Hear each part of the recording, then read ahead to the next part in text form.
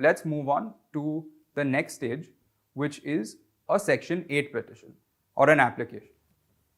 Now, Section 8 is an important perspective in arbitration proceedings, because here, more often than not, you will find that a party has completely disregarded the arbitration agreement in existence and has filed some other proceeding before a court of law.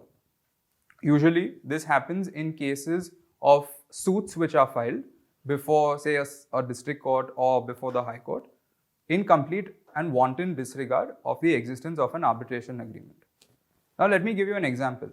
If there is an arbitration agreement between two parties and the dispute arises, one party does not want to arbitrate but wants interim relief. Instead of filing a Section 9 as would be the requirement under the arbitration agreement, of course, all things considered, depends upon the clause and the language used in the arbitration agreement.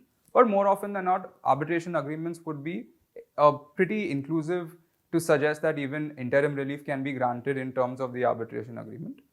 What a party would then do is to file a suit, take out an interim application in that suit, saying that there is an urgency, etc., I want interim relief, and make certain prayers.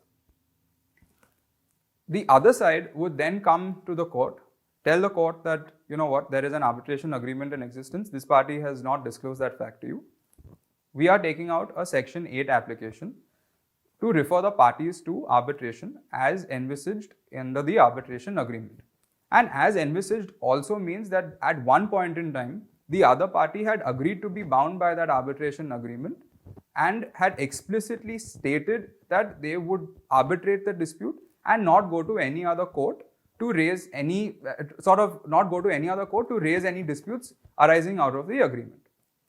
But another consideration would sometimes be that where the opposite party here, where the party that could take out the Section 8 application, may consider that, there is nothing very much in this arbitration proceeding.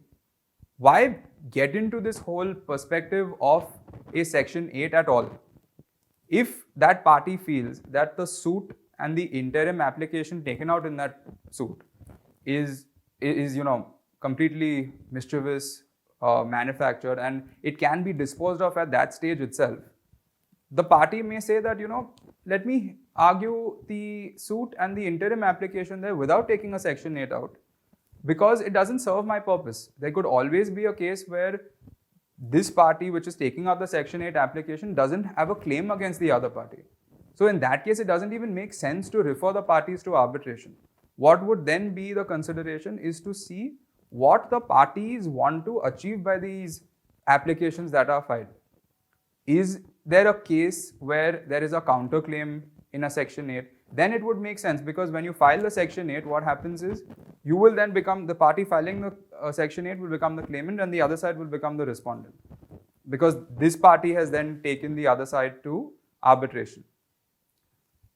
Like I said, that if there is such a consideration, then filing a Section 8 application doesn't make any sense, and one should avoid that.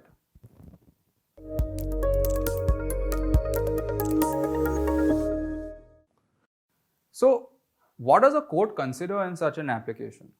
The court is really speaking to look at and see whether an arbitration agreement is in existence between the parties. Once an arbitration agreement is in existence, the court has to refer the dispute to arbitration. There is no other consideration really for the court to look at. A party may then take up certain defenses on maintainability of the arbitration agreement, or say things like the arbitration agreement is vitiated by fraud, the dispute is not arbitrable, etc. All of this can also be taken up in a Section 8 stage, like explained by Pratik in the context of a Section 11 stage. Now, the case that Pratik discussed in relation to serious fraud, which is Ayasami of the Supreme Court, that was actually a case that was filed under Section 8 of the Arbitration and Conciliation Act, where one of the parties tried to refer the dispute to arbitration. The contention taken there was that it was vitiated by fraud and therefore could not be taken to arbitration. Read this judgment, it will give you an insight into how a court looks at Section 8 applications and also on the issue of maintainability like Pratik has already discussed.